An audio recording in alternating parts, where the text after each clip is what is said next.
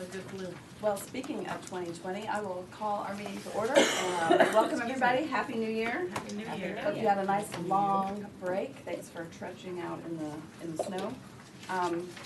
I wanted to really quickly just say thank you for the kind comments that I've heard from a lot of you. I know I made an announcement that might not have been expected this week, and I just wanted to thank you all for what you said, and think that we can all agree that council meetings are not the place to talk about politics and campaigns, which is why I didn't do it here. So I just wanted to say thank you and move right along. We got a whole year of stuff together still, so we've got a lot to do, and I'm looking forward to it.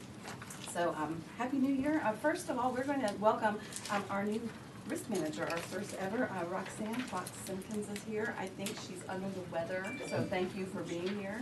And Lisa, did you want to introduce her? Tell us a little bit more about her?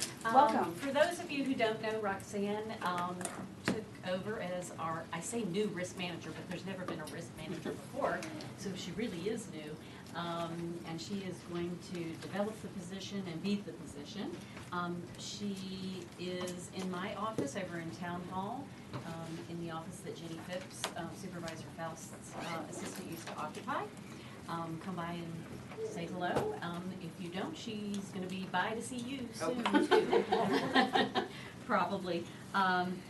Prior to joining the town, Roxanne worked for almost 13 years or more with Geico in increasingly responsible roles in that organization, and culminating in the claims liability school management development team where she was a trainer.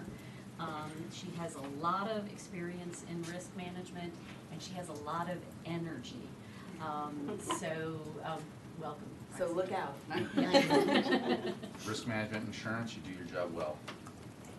Yes, well, thank you for coming tonight, and I know that you aren't feeling well, so really appreciate you making the time. She chose to be here. Oh. I gave her We choice. weren't worried.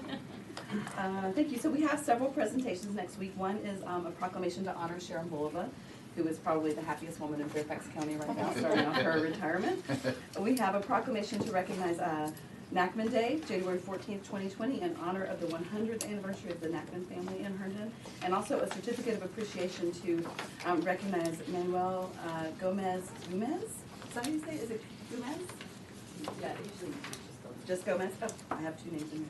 So anyway, he's retiring from Parks and Rec, so we will recognize him next week. Any comments or questions on this? All right, well then we'll hop right to it. Our first public hearing is an ordinance to consider, I'm really glad there's a shortened version on this agenda, to consider zoning ordinance text amendment number 1902 to amend chapter 78 zoning to provide standards for communication towers. And our zoning administrator, Dave Stromberg, will give us a staff report, and we'll have an opportunity for questions. Good evening, everyone. Yes, this is zoning number 19-02, our small cell text amendment. This is one that essentially we had to do because of General Assembly legislation. And so one of the big parts of that legislation was the state came up with the term called administrative review eligible projects. And what that means is any type of, in a lot of cases, limited review that we have, it has to be administrative. We can't make these small cell facilities go to public hearings. And these are really the types of technologies that are going to be used for 5G implementation. So it's on kind of lower level poles. It's not the big communications facilities that you're all used to seeing. So this is in some ways a two-parter. What you'll be hearing tonight and next week are changes to the zoning ordinance. So that's going to apply to everything that are on parcels of land, whether that's public or private. It is a parcel of land and not within the right-of-way. For those, there will be some future amendments to Chapter 66 of the Town Code, and that's our streets and sidewalks chapter. So I will have some images next week for you for the public presentation. These facilities can really be done in two ways, well and not well. Some of them can be camouflaged, again, a pretty good way. We have some from our Smart City pilot project that are in the town green and in the parking lot by the Mediterranean Breeze. And then there are some that are just on new or existing utility poles that are placed within the right-of-way. And again, as long as they meet the definition of a small cell facility, there's not too much you can do for these ones that are in the right-of-way. And some of them don't honestly look all that great. So there are a number of other constraints that are put on the localities. So like I said, for anything that's an administrative review project that falls in that definition, we cannot require them to go through the special exception process. It has to be administrative review only. That administrative review has to occur within 60 days. If staff does not approve or deny it within that 60 days, then it's deemed approved and they can go forward. Is that a reasonable amount of time? I mean, I know we don't really have a choice, but that seems quick. It's not ideal, Okay. but Define it's reasonable. possible. Well, that's what I was asking. Hopefully there won't be such a volume of these, but yeah, I mean, it is additional work with a tight time frame. We can't have any setback requirements that are greater than what we would require for any other type of utility structure or a principal structure on a parcel of property. And then big one is a locality can't just implement a moratorium on these, which essentially would just be banning them.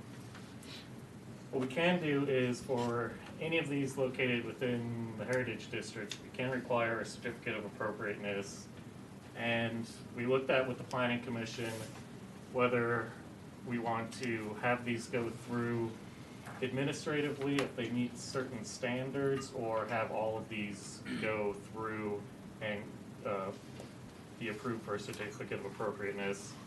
And staff and the Planning Commission kind of landed that unless it's on an existing like light pole or something like that, and it's only 30 inches exceeding the top of that and no larger than 12 inches, then any new one is going to go through that certificate of appropriateness process. So the majority of these will be going through that process. It's only if you're adding this onto an existing structure, and again, only if it meets certain conditions that it can be administratively approved. Some of the other standards, and this will apply town-wide, again, on parcels of land, was to have a minimum lot size of 1 acre, and kind of the rationale behind that was we don't want single-family lots to just go and be putting these up in their backyards, and by having a minimum lot size of 1 acre, it essentially prevents this from just going in on any type of residential lots. It does allow these to go in on lots that are commercial lots of over 1 acre. It does allow these to go in on some common areas of large residential developments, so that's some of your townhouse developments, even like Courts of Shandon, they could go into that common area exceeds 1 acre. So it could go in there, it could go on public properties, the golf course, 1481 where the public works shop is, those are all, actually have residential zoning, but they're all over 1 acre, so they could potentially go in there. But again, the thing to remember is even though most residential lots are excluded, if you have utility poles in the right-of-way, then this would not prevent that from occurring. They could still go on those existing Dominion poles that are within the right-of-way, even if it's in the neighborhood. That won't, this ordinance can't stop that, but it will prevent it from being on individual lots. So that's kind of the main summary of it. Do you have any specific questions for me? You have questions for Gabe? Sheila? So what do we do in the event the poles need to be moved and they're on the poles? Who pays for all of their? That would be all part of the agreements that they would have, because most of the poles are Dominion poles, and they would be the ones who are actually moving the poles, not necessarily the town. So we wouldn't get stuck with that. I can't think of anywhere where we would be at risk from that. So do you see any issues there? That Should not. Somebody might. what about in the case of us doing utility relocation as part of a public project? With a public project, you charge the cost of relocating the cell? We don't have those agreements with those small cell people like we do with Dominion. the Dominion or the fiber. I think it's a pass-through to them through those larger entities. But we do not have any, we're not, we don't have any agreement with them to do that because we cannot. I'm sorry, Sydney. I don't have my glasses on. There we go. So apparently we can specify the minimum size of a lot for an installation of a small cell facility. So is 1 acre the maximum size we're allowed to use? It's not the maximum, but you do have to have kind of a rationale behind all the lot limitations that you do have. So for a full-size 125-foot cell tower, the minimum lot size there is 50,000 square feet, and the 1 acre is 43,650 square feet. So it's kind of, and again, the Is that in the maximum they state could be code? would be, Is that in the state code, that zoning requirement, or is that ours? the minimum lot size for full, that's our requirement, having it a minimum lot size of 50,000 square feet for the full-size towers. So, my base is that one of the most important functions of a town is to control its own land and take care of its zoning, and this is a removal of that right in many ways. I mean, we can't protest, we must do administrative review, and we have to approve within 60 days. So we essentially have no recourse whatsoever to control our own land. And I'm wondering if this is one of those ways. I mean, if we want, it's not that I don't want us to have small cells in town. I don't want them to be able to say that we can't, that we have to. And we don't have any recourse, obviously, it's a state law, and we can't overturn state law. But can we make it a larger lot size? There is some flexibility with making it be a larger lot size. Steph, I don't think we would recommend it being larger for a small cell facility than what, again, a full-size communications tower that's 125 feet tall is. So that's kind of the rationale there for why it's settled at the 1 acre. And again, it kind of still pushes it to the properties where it's going to be least noticeable. Again, larger, either public lands or commercial properties.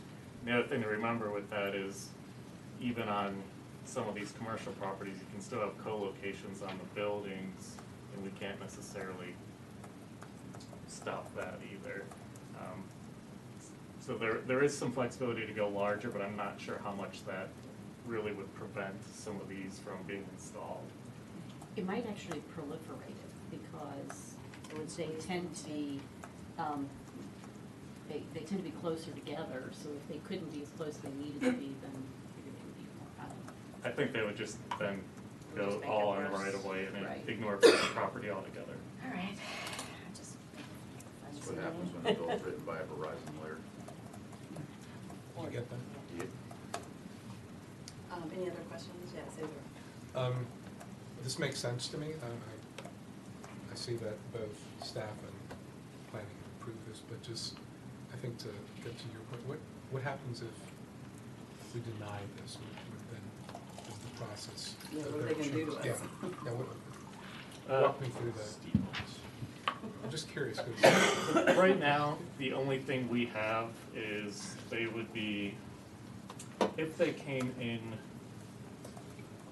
through the right-of-way, we would have them go and apply for a right-of-way permit. We really don't have any standards there.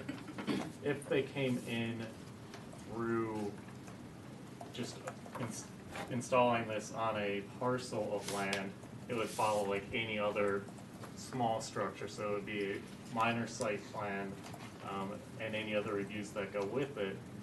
Part of the problem though is our review standards for a minor site plan between actually getting one approved is most likely longer than 60 days. And if we didn't have all of that done within 60 days, I think then it could put us at risk. And again, what standards do you make them follow? Is kind of where we're at if we just don't do anything. Did you have a follow-up, Cesar, or you? I'm digesting that. Okay, I'll come back to you if you have a follow-up, yes. What I might be able to do is send something to the town clerk. There was actually a story written last year, because I had a big itch about this, because they've been trying to do this for a couple of years now, and I finally, their parting gift to us was this. Was that San Francisco and Oakland had, they had not just the 4G situation, but San Francisco's, the towers are very, like, it doesn't look bad. You go into Oakland, they have stuff sticking out everywhere, and the aesthetics just look awful, because they didn't do anything, and it kind of looks like, a 70s hippie with all the things coming out. So I think there's at least. It's not a bad thing. Yeah, right, no, but the aesthetics are just awful. I can probably send out to the clerk so you can see that they were having 4G issues with this, and where, at least with San Francisco, it's congruent, looks good, but everything is just kind of all over the place in Oakland, because they didn't really prepare for it, and they just took advantage of it. So then, sorry, Yeah. thank you.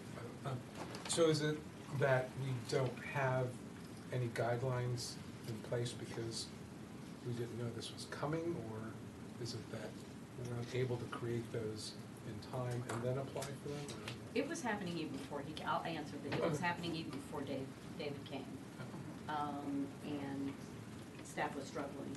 Yeah, I'm not pointing fingers, I'm sorry. No, came it across was that. needed, I think. Okay. I think, yeah, it was seen as coming, but trying to know exactly what those limits would be, and I think it was both the 2017 and 18 legislation that changed regarding small cell. Yes. So it was a bit of a moving Okay. target there. They kept repackaging it and changing the name, and they slapped something on it. And I wouldn't be surprised if it changes again in Well, the matter. that was gonna be my question, is I can imagine that pretty much no one is excited about this new mandate for localities. We also So- layer the FCC Right. order on top of that, which makes it a federal mandate. The court order came Well, out that last sounds awesome. April, we had to comply. I thought we weren't last treading on April. people here, so, sorry, another follow-up question. This feels like we're being sort of imposed upon when we don't fully, understand the outcome here. So I'm uncomfortable with that, and sorry to delay this discussion, but, again, walk me through, what are the exposures to us, the town, if we either delay or deny this? I think the biggest problem up front would just be probably confusion and inconsistencies among the town staff, which I would say if somebody did bring a lawsuit, it would probably make it more difficult. This would at least get that in place to make sure staff is handling these the same way every time an application comes in. It's probably one of our best defenses. So that's probably the biggest initial part, I would say. Mass approvals, because we couldn't complete them in 60 days. Yeah. Right, because we would be working to invent the wheel each time we got an application, as opposed to having something that the staff would go back to and say, look, this is how it's handled, handle it in a consistent way, so everybody we get through the 60-day approvals a lot And more we efficiently. can't do anything right now without regulations in our zoning ordinance with people that come in and just put them up. So, we find them occasionally. Yeah. Yes. So we're not gonna solve this tonight, but if we, with the staff and the resources we have in Herndon and Fairfax County, are gonna have a hard time getting a 60-day approval done, what's gonna happen in rural Virginia with places who don't have those resources, who desperately need this broadband?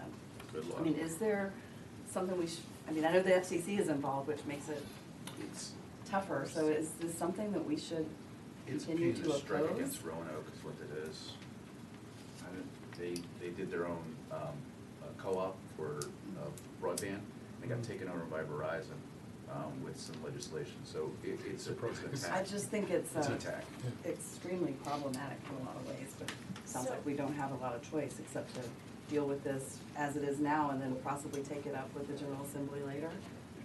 It's the, I would think we should do that. I mean, It is a nationwide problem. It is a nationwide issue that has nationwide litigation. I don't, it's not just the Virginia General Assembly, but in the meantime, I think staff is asking Like, that we we have to have some comply. tools Sure. to prevent these mass approvals. it's. That would be grandfathered possibly under zoning.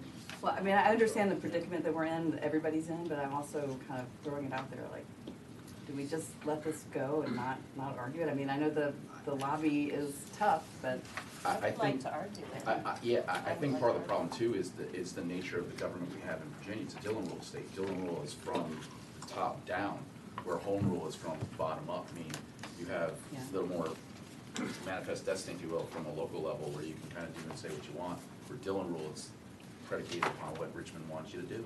well, and then you throw in the FCC. and Yep. it's So really the complicated. 60 days mandated by the state, right? Mhm. We cannot change that.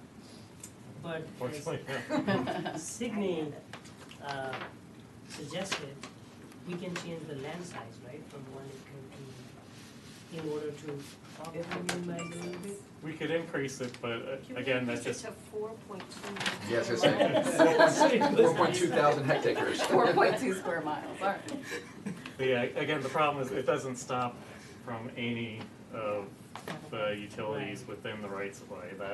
Right. So that's just where you push it. Yeah.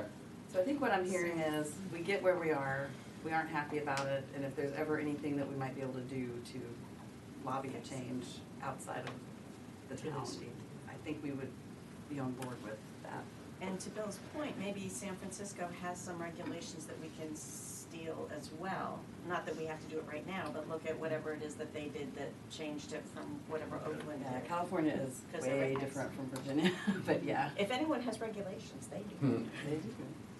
Maybe just- 70% Okay, so back to is what, appropriate, Yeah. right? Dave needs from us tonight. I mean, are there any more questions or comments about what we have before us and the predicament we're in right now?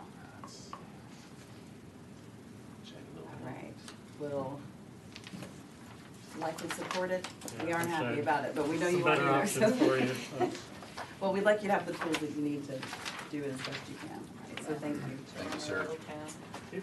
All right, we've got several general items, and the first one is a resolution to accept the planning commission's findings and recommendations on the 5-year review of the comprehensive plan. I cannot believe this is rolled back around again already. Dana Heiberg, our senior planner, is here for the staff report. You, on this PowerPoint here.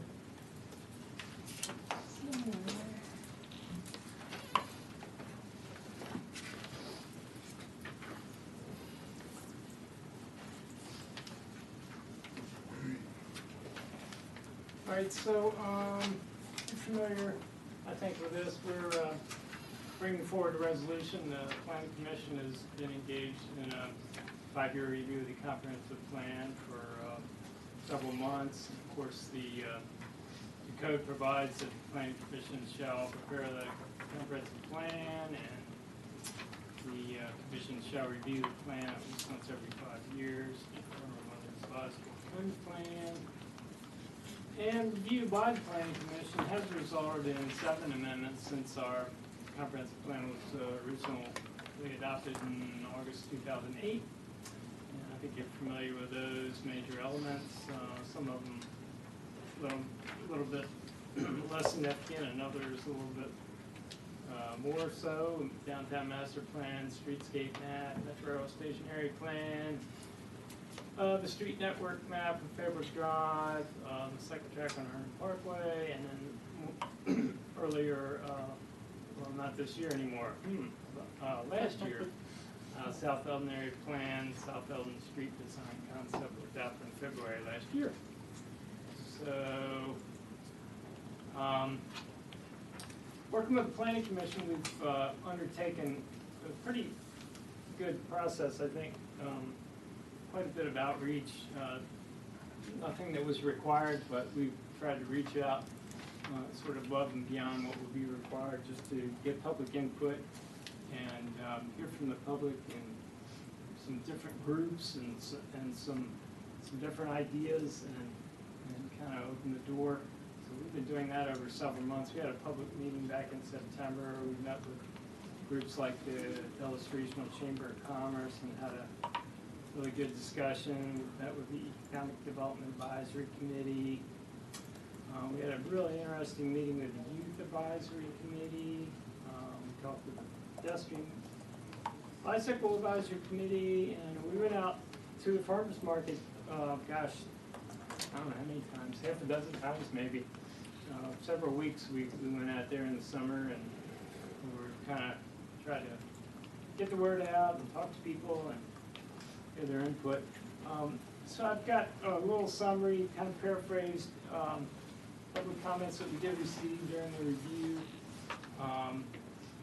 and ideas like preserve the green space and the recreational facilities during redevelopment was a concern, develop more amenities at Haley Smith Park, provide open space and connection to regional trails and redevelopment areas, promote walkability and a comprehensive approach to providing access to the metro rail stations, retaining a sense of community while providing that congestion relief. We heard about things like promoting leadership in energy and environmental design, and a lot of interest in that, a lot of interest in preserving trees. It was discussions about the built environment, about health and wellness that we're starting to see in some of the comprehensive plans of other jurisdictions. Encourage accessory dwelling units in existing housing, encourage affordable housing, fulfill the need for age-based accessible housing, so kind of interrelated housing themes there. We heard about the need to improve corporate headquarters and technology sector businesses, to support business incubators, to focus on minority-owned businesses, to distinguish the town from rest of Indiana. We heard about encouraging renewable energy infrastructure and recruiting green businesses. A number of jurisdictions around the state are really getting active with renewable energy infrastructure in a number of ways, including on public buildings. Ensure opportunity and access for varying levels of sensory communication and activity abilities. So the inclusive aspect of that. Consider concerns about climate change and green space versus more urban construction. That was a comment that we heard. I think you're all familiar with our existing comprehensive plan land use map, which is shown here, and then the most recent amendment to that was the South Herndon area plan, which took this to an adaptive area where it used to just be a business corridor designation. So now it's got adaptive residential on 2 properties, and then just plain adaptive more generally on the rest of the corridor. They're on South Herndon between the near the South Town line and up by Sterling Road. So the Planning Commission has conveyed to you a resolution, and they've stressed some priorities. I try to paraphrase that. It's full text is included with your staff report. But here are some highlights. They set forth some priorities: continue the cooperative relations with Fairfax County regarding major public services such as schools, fire, and libraries. The resolution says ensure the town's facilities meet the needs of all ages and abilities. Continue to assess recreational facilities and the needs in that respect. Advance the comprehensive plan goal to provide housing choices, including mixed-use neighborhoods of choice, availability, and walkability. Make parks accessible for all residents. Advance a multimodal approach, which I think you're all familiar. We've been sort of injecting that into many of our projects, including pedestrian and bike facilities. We have some housekeeping to do, which is to add to some recent town council adopted plans, such as sustainability plan, streetscape manual, bicycle network master plan, pedestrian plan. So those are standalone plans, and we need to have sort of a cross-reference there in the comprehensive plan, so. And then we have update the plan chapter on the environment, including the Chesapeake Bay watershed policy, and it's a complex area of policy. We've kind of worked at the direction of the state of the Commonwealth of Virginia with that respect.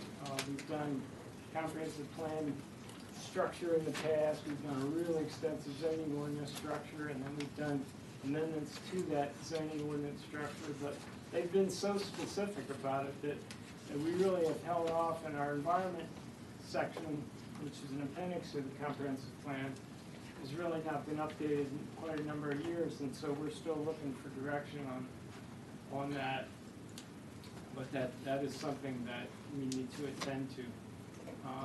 And then the Heritage Preservation chapter provide changes to preservation policies, so that's an issue that's come up. We want to consider resilient critical infrastructure. The Northern Virginia Regional Commission has developed something called a roadmap for Northern Virginia, and it's all about resilience and your infrastructure and addressing policy related to climate change. So the Planning Commission obviously is suggesting that we consider that important aspect. We want to continue to support cooperation with Fairfax and Loudoun regarding transitory development areas. Obviously, always a significant issue. Develop and incorporate a plan chapter on economic development. That's self-explanatory. Ensure future amendments promote universal design and opportunities for individuals with varying abilities. I think this is the last slide on this. Complete infrastructure impact analysis to allow for consideration of plan amendment process for the transit-related growth area. We've done some infrastructure work in terms of water and sewer, and now we're getting into the transportation modeling to move that forward. Consider the 2040 and 2045 timeframe generally. These are the time horizons that have been included in the more recent plan amendments that you've adopted, and they're also the timeframes that we work with some of our regional bodies. Reconsider land use and density for certain areas that have not redeveloped before the next 5-year review in 2024 and after the build out of approved projects. And so when the Planning Commission was discussing it, they gave an example, for instance, like when the Comstock thing builds out, sort of re-examine other properties. Several properties within the downtown have kind of redeveloped per the plan, and Comstock redevelops, and then I think the thought from the commission was, from that point, re-examine it. If the Pines hasn't redeveloped at that point, if there's any other properties that they haven't redeveloped at that point, it's time to take another look, see what the issues are, where the town may want to go. Continue to engage in regional planning related to the innovation Metro Rail Station area within Loudoun and Fairfax, and certain proposals have come and gone in that area, and so we're always continuing to want to know what county's plans are and how the town will engage there and how that will all work out. So we are recommending approval of the resolution so that you would affirm the policies and findings of the commission. Also affirms the priorities for future plan amendments as recommended by the commission. And of course, you could inject any other direction that you obviously wish to provide to staff and commission. And that concludes my presentation. Thank you, Dana. Any salutes, I love it. Questions for Dana, comments, additions? Great. Comments, it talks about housing choices, but I would love to see something like supports affordable and workforce housing, something like that. Talks about, HPRB guidelines, chapter. Like to see that, how we can make it more suitable to people. Because there are many issues going on with SPRB guidelines, and so how can we make it to address those situations? I like what Planning Commission recommends, a chapter on economic development. That's really a good idea to go through, and also I wanted to see a point that says supporting art-related activities and development within the town, which I did not see. So, thank you. Other comments? Yes, sir. Thank you, Mayor. I was gonna make that same point on page 4. It struck me, through the 5-year outlook, that we're gonna be dealing with the facility, the arch facility, as sort of a major, potentially operational decision, cost, whatever line item we wanna call it. That should be part of this. So I completely agree with Councilman McCall's point on that. Definitely like to see that. The housing, on page 6, if I may, Madam Mayor. Sure. Distinguishing affordable from workforce, completely are aligned on that, because those are different strategic initiatives. And we as a council can talk about whether or not that's a long-term desired outcome. I think everyone on this council would support that, but I think those are 2 separate items. And again, that's on page 6. The other one, and by the way, no, on page 7, there is a comment on the renewable, I think, energy infrastructure. Specifically, I think we had discussed these charging stations as more of a proliferation, or we wanted to see more of that. I think that needs to be clearly articulated in that plan, if that makes sense. Again, these are ideas, kick them away if you don't like them. No ego bruised here. The other thing on page 12, there's the mention of the Heritage Preservation Chapter. What exactly does that mean, or we're going to mend? Have we come up with sort of like the details around that policy? I think we'll be talking about that too. And I think that's all I had. That was a good presentation, and thank you for that. Other comments, questions? Signal. So I really like a lot of this, specifically the housing, the attention to housing on different levels, affordable and workforce. But I specifically like the promoting universal design and opportunities for individuals with varying abilities. I've had residents reach out to me in the past week or 2 talking about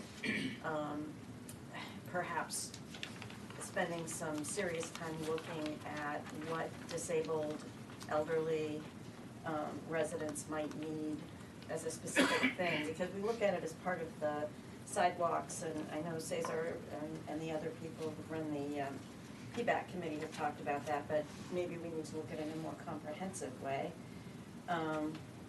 Specifically also, develop and incorporate a plan chapter on economic development. I've also heard from a lot of people lately who are disappointed with, or would like to see, I guess, a more proactive approach to supporting small businesses, and getting their businesses on the way. It's not so much that we don't have a plan for it, it's that we're not maybe being as proactive as necessary. So the other question I had, because I know the Economic Development Committee had mentioned a problem with this, the term adaptive area, is that an industry term, or is there can we call it something else, like a progressive or flexible or something, whatever it is that's a little more explanatory, because adaptive means, I'm sure, everything to you guys, but it doesn't really explain to me. Yeah, as you an could call it individual means. anything. I mean, you could call it flexible. What it signifies, is that rather than being specific to a category of land use, that it really, sort of keeps it very flexible and very open. Or is it transitional between two different kinds of, I wouldn't say it's so much transitional, really. it's more flexible then? You know, it's more like the core concept being moved to a more flexible, mixed use. Maybe more market Mixed driven or use, I something? think would be, I'm looking at Lisa. So Gillen. Sydney, is there concern that it's a negative connotation or adaptive? So I got a combination of different feedback, but all of it was, this doesn't work for a developer coming in. In other words, we want it to appeal to developers, and for some reason, the developers that I talked to didn't feel that it was an alluring term, which is what we're trying to make it be. For them, right? We want people to develop the town in a way that we like, that we think is appropriate. I don't know how alluring we can make it, but what we can do is maybe make it a little more self-explanatory. Really, historically, what it has always meant is that this is an area where the town council is willing to consider a change of zoning.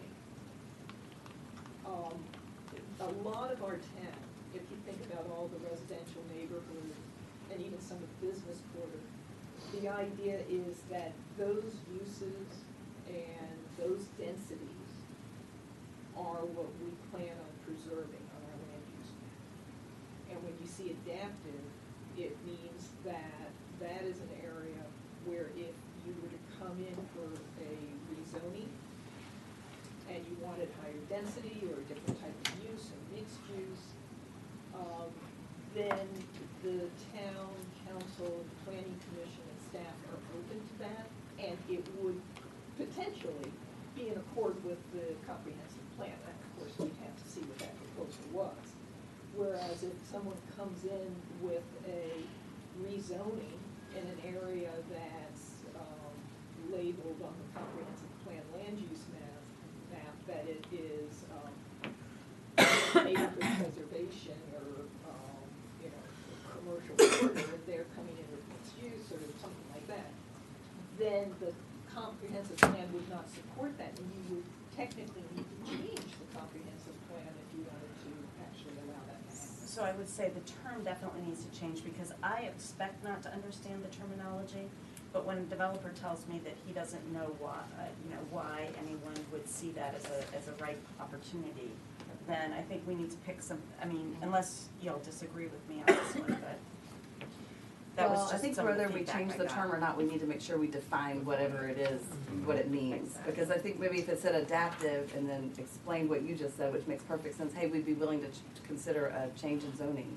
5-year plan. That's Yeah, helpful. just, I don't know that it matters what the word is, but I'm not married to adaptive. I kind of agree, because I've heard something similar, and I think it's a double-edged sword. Developers, like investors, don't like uncertainty. So if you present them something that feels good versus something that's nebulous, and that doesn't help you, I know, but to relabel it, maybe along those lines, and just remember you're talking to people that are going to be investing and developing, and as much certainty as we can communicate, I think would help that. I think that's where Sydney was going. And if I And we can have a just great- add yeah, one we have a thing to great the thing going. discussion, just as baseline information. I mean, really, we're just talking about the very first skim level when we say adaptive area, because within the plan, we have those tiers, and they're very specific, each tier in that corridor. And we've laid out, quite a good description and significant densities and the mix of use and housing. And so, any developer that gets beyond first most surface look at it is going to see those tiers and those descriptions. So I do think we can probably do something else to make it A little more self-explanatory. Yeah, I don't mean to rain on your But, parade, I just, the I think tiers are flexible, there. We got a lot of developer input. We've already got a developer that's working on one of the tiers. Where's that plan? It's It's under review now. It's been Yeah, so- submitted, the zoning map amendment. But what we can do is we can look at other options for that term Mhm. that might be a little more self-explanatory. I mean, that might be the only term we can use, but I No, I mean, like us to think about it. I'm sure we can come up with something that's a little more understandable. Thanks. Bill? One thing, I didn't see it in, and the Youth Advisory Council brought it up in regards to multimodal transport, making sure that it's, you know, accessible or agreeable to people who are blind, deaf, handicapped, or have, they're on the spectrum of autism.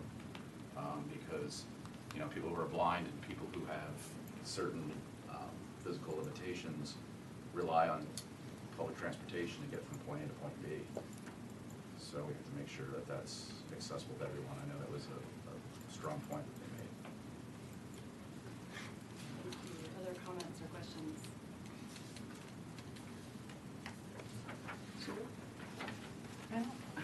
I know on the form-based code, that was a big deal, because whenever developers came to look at our downtown, they were just having to throw something on the wall and hoped a council stayed around long enough to keep it going, with our changes every 2 years. And the form-based code kind of gave more of a, this is what we want, and if you want more, you've got to go there. So, and I don't think that was a turn-off term, but I know a lot of people in the community didn't know what that meant. The developers seem to know, like form-based code, but I don't think that applies to the adaptability area where you are. So are there other examples statewide that have been used? We'll look to see what other jurisdictions have in their land use plan. There's no widely adopted comprehensive plan language in this regard, but we'll see if maybe Right. there's something out there that's a little more self-explanatory and a little more interesting. So it sounds like we are going to be looking to either defer or continue this next week, because it sounds like we need staff to come back with some information and us to we may be amending this. We don't want to do that on the dais, I know. So would it be a motion to continue? What time do we need?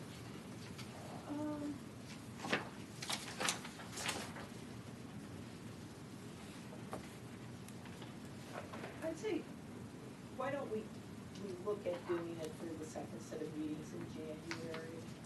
I mean, really what we're looking at is making changes to a resolution. It's not like we're granting. So that at the next work session, we could sort of work through through that and then see where we are. She's saying we'll be back in 2 weeks with something for Wow. you to sink your teeth into. Okay, so that would be a date certain of January 28th, right, for the public session? Yes. Okay, I'll remind you guys of that next week. Okay, awesome. And if you have ideas that come to you between now and next week, certainly get them to the town manager Yes, so we can get fine. that to staff. I didn't mean to cut off the discussion. Were we ready to move on? Okay. Next up is an ordinance to amend Chapter 66, Article 5, about shared mobility devices to permit pilot program agreements. So Lisa Gates will tell us This about that. is a very simple housekeeping amendment for an ordinance that you first adopted, language you first adopted just back in November, to regulate shared mobility devices, scooters and things within the town. In looking through the language that was adopted, while we have a section that addresses pilot programs, we determined that it was not completely clear that the regulations also applied to pilot programs. So we just simply added the word pilot program to the list of franchise, license, or other agreement. And so while there's currently not any requests or applications pending, if we receive a request or direction for any of those, it'll be clear now. Questions or comments, Lisa? Seems pretty straightforward. Thank you. Next up is ordinance, pardon me, to add a new Chapter 11 for short-term rental registration. Before I get started, I will call for disclosures, and I will begin. For the record, I own a rental home with my husband in California, and although this matter may not have application solely to property or business in which I have a personal interest, I will recuse and disqualify myself from presiding and voting on this transaction. And I have filed and signed the appropriate disclosure with the town clerk and the town attorney. Are there other disclosures of council? I don't believe there are. Okay, with that, I will turn it over to the vice mayor, and I will see you guys for the next item. Take All right. care, have fun. With that, I'll recognize Lucy Yates for the staff report. Thank you, Vice Mayor. Again, as you recalled, a couple of months ago, or actually it was just last month, I believe you adopted the regulations on short-term rentals, what are commonly known as Airbnb type of rentals. A companion legislation that is required, necessary for regulation of short-term rentals is a registry. You may recall back before the holidays, we had an inquiry about exactly why it wasn't in our zoning ordinance, and we explained that it would be coming behind and synced up to be to take effect at the same time as the zoning ordinance amendments that you had previously adopted. The one area in which the state actually weighed in and regulates what we can and can't do with regard to short-term rentals is with regard to registries. So this ordinance essentially repeats the language of the state code section with regard to the definitions, with regard to the requirement of registration, with regard to the exceptions, which was the question that you all have received, with regard to the failure to register, fine and penalty, and then we also have some language regarding administration and enforcement, which is under the Director of Finance, because that will assist them in terms of understanding who is operating that sort of business in a town and being able to then apply the proper transient lodging taxes and business license taxes, etc. Section 11-5, non-contravention, simply states all the things that this particular ordinance is not contrary to. And there's a list of them: Condominium Act, the Homeowners Association Act, Cooperative Act, just to make sure we covered our bases and that this is a valid and good ordinance. Both this ordinance requiring a registry and the zoning ordinance amendments that you previously adopted would take effect on February 1st of 2020. Happy to answer any questions. Does anyone have any questions about these things? Thank you, Madam Chair. I was looking at this maybe too quickly. Was there an update, or did we discuss like a fine or penalties Yes, at some point? It's $500. That's what's required under the state code. And is that a set maximum Yes. for? Yes. But it can be you can Many incur it times. several times. Yes. It's an ongoing violation. To be, that's section 11-4. Any owner or operator who's required to register and doesn't do so within 30 days of offering or actually renting the property shall be subject to a fine of $500, and unless until they pay the fine and registers, this is the important part, they are prohibited from continuing to offer the property. So if they do so, then they are in continuing violation. There's no cost to register. Sydney? How long do they have to amend? Is that in the same? Amend or to register? To register. If they're caught. Well, there's no time. You come You do it on the register spot. immediately. Okay. I mean, in reality, it was a day or two. I don't think the Director of Finance would be about imposing fines. Is You that don't know her in there? very well, do you? No, nor would But they. it doesn't need to be, okay. Is that all? Anyone else? looking forward to seeing this. We've had a lot of our residents complain, some of them have wanted to get this done, so, would, you mind going and getting Lisa? Thanks. Sure.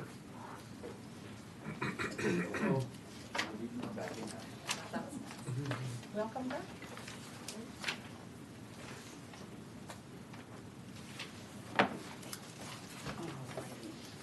Thank you, Sheila.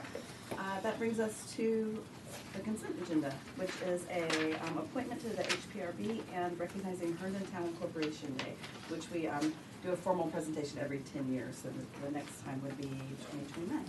Comments on that? Are we doing anything other than the, I mean, is there gonna be a reception or anything like that for the incorporation? We do it every 10 years, Okay. or a bigger to-do every 10 years, so it's not. Okay, thanks. Okay, were there any general items that you'd like to put on consent? I guess really only 6 or 7, since we're going to be discussing the other. 6, 7, Maybe both. I'm sorry, what did you say? Are there any general items that we'd like to add to consent? Number 6. And maybe number 7? Okay with those? I'm fine with those, for sure. So we'll add 6 and 7. I actually know people that are coming to be there for number 7, so, Is that the short-term rental? yeah, but they can get up and speak. at I the can make sure to beginning. say that at the beginning. Okay, if you'll do that, put that on the Okay. consent, that would be perfect. All right, I will make sure to do that. Okay. That brings us to our discussion item, which is everybody's favorite subject, 2020 budget guidance. Mr. Town Manager. Thank you, Mr. Mayor. I think Karen's coming up to get the PowerPoint set. Is Jenny going to come up and join us at the table, or? who's gonna be the chief? I'll let Karen Um, don't have a copy. This is, what we started to do last year is to have discussion on the first work session in January. So as we could paint the picture of what the budget was looking like before we really roll our sleeves up and get into it, so that you can give me your input and 30,000-foot policy guidance as to what you'd like to see as we put together the budget. So we can come back in 2 weeks with a resolution for you to adopt the budget guidance for staff as we go into the process. The process will unfold very similarly to how it unfolded last year. Beyond that, Karen will get into the scheduling as well during this presentation. And without any further ado, I'm going to turn it over to Karen and her Thank you. present. All right, thank you. Jenny and I worked on this presentation for you about the 2021 budget guidance resolution. This will be coming up on your agenda on January 14th for adoption. So tonight is some information about that. Of course, the budget should support and be tied to the strategic plan, so that's included here. State code determines or lays out the development schedule. So that before the first day of April each year, our budget has to be submitted to the commission. So we have put together a budget process calendar. This is proposed at this point. It's based on the same type meetings that you had in the past, just this year's dates. On our second page of that, you'll notice April 7th is sort of grayed out, and that's because we need to discuss that. One of the things that when we were looking at the schedule, we realized that falls right in the middle of spring break. And we weren't sure, since that's the usual presentation where I unrolled this out for you in total. We weren't sure how many citizens would be distracted or otherwise doing other things during that period. What date is that? April 7th. So one of the ideas that we had is last year, if you recall, by March 1st, I was ready to roll out what I call the cake batter budget, where all the numbers were in, and we started having conversations about that. I feel we could probably get the budget to you earlier than April 1 and potentially discuss this either the last work session in March, so that we could have folks get into detail there, so with more opportunity for folks to create input. The other option that we could possibly do, if you would want to do this, is move the April 7th work session up to March 31st. It's the 5th Tuesday of the month. We do not have a meeting on that date. But that would be, I would leave that up to you. And then still have a meeting on the 7th or no meeting on the 7th? I would leave that up to you. I have made travel plans For spring break? well, because we didn't Or have. for March I try to 31st. make Oh, okay. plans when the 5th Tuesday Tuesday. rolls around, Late. because I try not to miss meetings, so. So I would imagine be ready. We'll see as we get further into the budget, we may be releasing the budget earlier than we normally would. Okay, sounds good, right? Okay.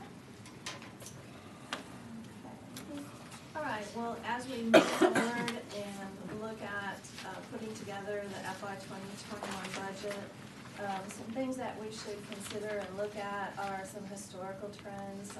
We took a look at the 3-year average increase from 2017 to 19 for general fund revenues that are recurring, basically nothing that was one time, a grant or anything like of that nature. And the average for that 3-year period was 1.39% increase. Some of the drivers for that were just modest increases in your 2 largest revenue streams, which are your real estate taxes, and then the wide category of other local taxes, which includes the B-Pol, sales tax, and a number of other smaller items. The 3-year average for general fund reoccurring expenditures of that same time period, 2017 to 2019, was 1.78. So you can see there's like a 0.39% gap.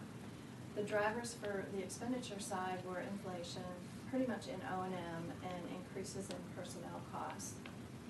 So just keeping that in mind as we go forward.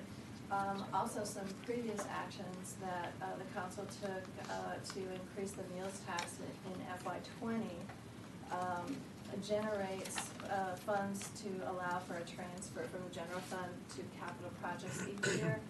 The increase was 1.25%, and that's equivalent to about 1.1 million. The value of a 1% transfer to capital projects is approximately 900,000. So that's a little bit of history. Some other things that we've done well are some best practices that have been implemented. First is financial policies that reflect a AAA bond-rated municipality. And interesting, there was an article that came out, the Fitch Ratings 2020 Outlook in December 2019. And they actually created a watch list of items for local and state governments that they would watch that would affect bond ratings. And the 2 that were relevant for Herndon were addressing infrastructure demands, with transportation as the key focus, and then also looking at a local government's general fund balance relative to their spending. So that was interesting.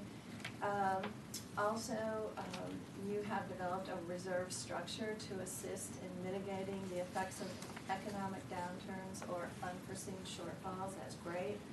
You're using position reclassifications rather than new hires to meet emerging needs, encourage succession planning, and minimize increases to overhead.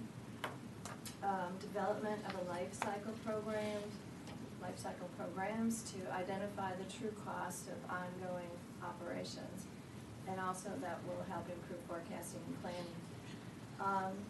Analysis of expenditures designed to improve the budget, eliminate excess.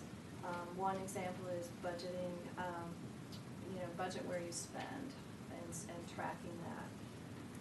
So those are good things that have happened. Some things that we need to look at as far as ongoing challenges or risk factors as we move forward. Health insurance increased costs are pretty volatile. You can go years with none and then all of a sudden, so it's really hard to budget for. In 2020, you had a 7% increase.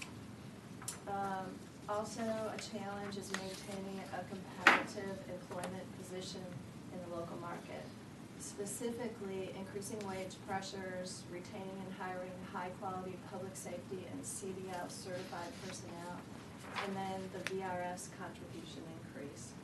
If I can just pause right here, the actuarials for VRS are done every 2 years. We are in the actuarial renewal period, so we should see, we're suspecting we will see an increase to our contribution to VRS in this budget year, which would be applicable for the next 2 years.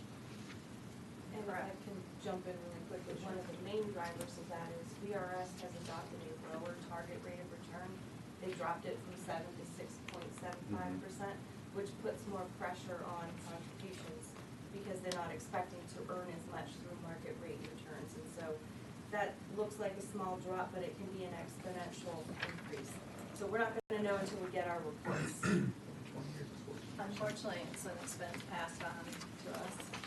So it's- And unfortunately too, much like the healthcare cost increases, we don't see them until we're deep into the budget process. That's when we get the reports from both of those.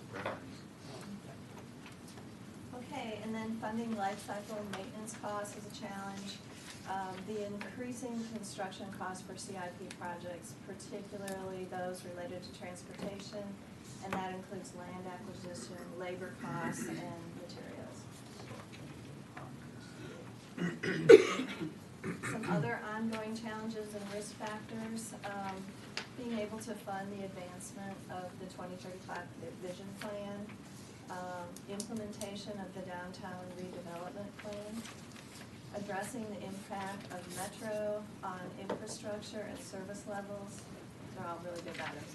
Addressing the impact of CIP projects on operations and maintenance as they're finished. Balancing water and sewer revenues with operating costs. Expanded use of technology, and supporting a strong financial oversight and sound financial planning. Some other considerations, if you remember back to our projections, the 5-year projection indicated that the expenditures and revenues, the revenues will not keep pace with the expenditures. And that kind of shows that historical 3-year pattern that we went back, that's what was happening there, and it looks like it'll continue. You know, despite probably inflation this year coming up because of tariffs and other things. Yes. It'll be a disaster.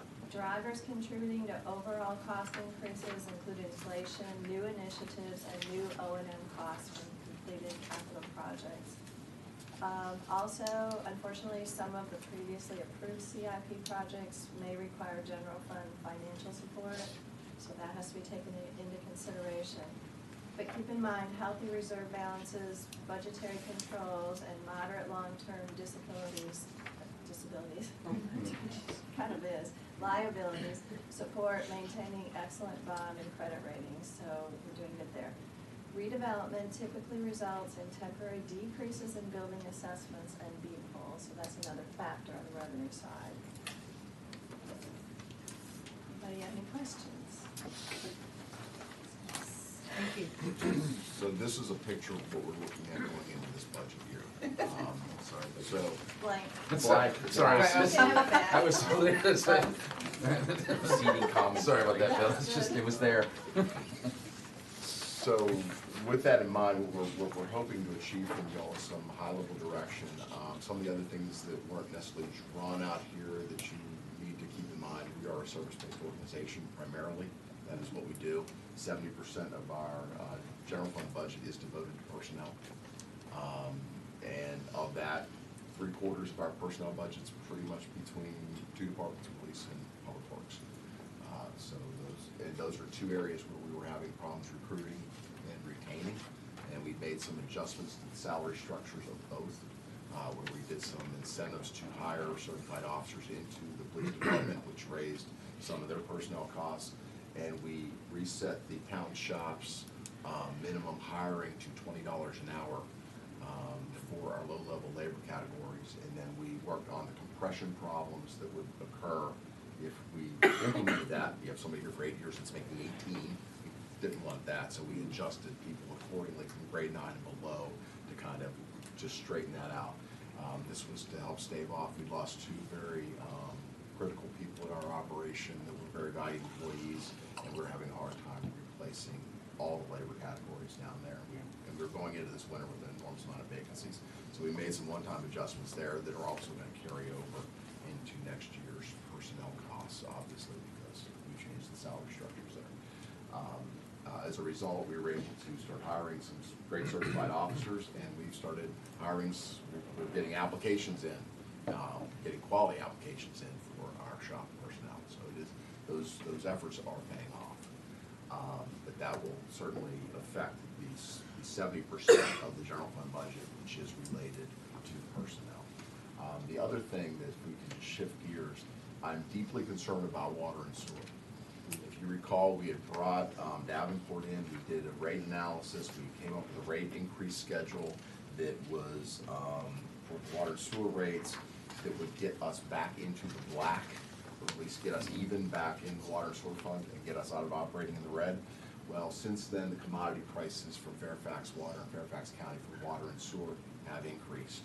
So the ground we've made up, we're now losing in the per gallon commodity costs we're having to pay to them to process. So we're going to bring Davenport back in and recalibrate the numbers, and we're probably going to get more aggressive on water and sewer rates.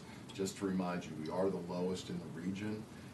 That is wonderful, but is it paying for the service? That's the question from a business perspective, and we're going to have to get more aggressive on those increases. I'm not suggesting cranking them all up day one, but again, take the measured approach that Davenport put us on, and we're just going to have to increase those numbers each time to try to get us back to where we need to be.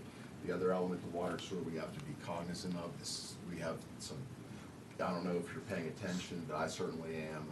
It seems like every weekend doesn't go by where we don't have a water main break, and this is in nice weather. I'm really looking forward to winter when water main breaks typically happen. Had one in my neighborhood. There were Exactly. 3, weren't there? Or was it just 2? No, I mean, on my street. No, I know. Yes, Yeah. but There were 2 or 3 that and same 2 weeks weekend. before up on Van Yeah. Buren, at the corner of Van Buren Yeah. and Spring. Center So- Street, yeah. So, and we had one on Eldon 2 Saturdays ago. And then Locust behind me, not Yeah, too long. so I this mean, is- So Van this is a Buren, I'm problem. sorry. This is a Van problem where Yeah. we have to invest back into the system, and again, we have to get the revenues right to be able to pay for the service.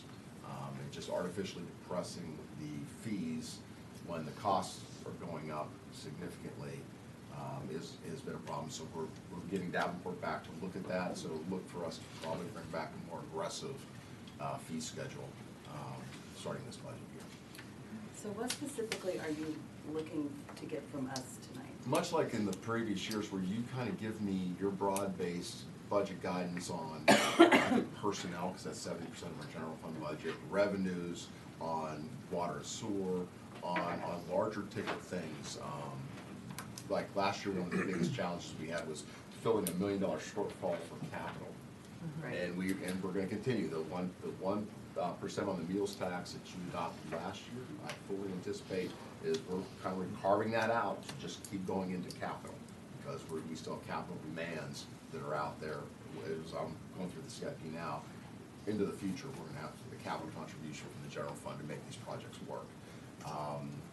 As we saw with bus bays and Van Buren Street, land acquisition costs were much higher than we originally anticipated. And unfortunately, the way we structure our CIP, and one of the things that we're addressing right now is looking at each year rather than holding a number kind of statically, we're looking at the number in future terms, and looking at revisiting that number every year to make sure that we have enough set aside to pay for the various projects. The other elements we're seeing too is Karen pointed out, we're seeing on all of our projects, you can't drive up and down the toll road without seeing construction cranes everywhere. The market is hot, the labor costs are going through the roof, materials costs between steel tariffs and some lumber tariffs are going. If you drive down the toll road and you look at the Comstock development over at Wheelie, you see Made with American Steel. I mean, that big sign was up there a couple weeks ago. I don't know if it still is. Yeah. But that is, again, because of steel costs. So 300%. And so you're looking at increased construction costs across the board. So some of these things that are truly existential for us, especially the transportation projects, to making Metro work, we're going to be paying more. And the general fund's going to be on the hook to meet the shortfalls that may or may not occur. So we have to start, we're trying to plan for that as part of this as well. Says everything is here, I'll cover my eyes, so I can read it. I can wait. Okay, Bill?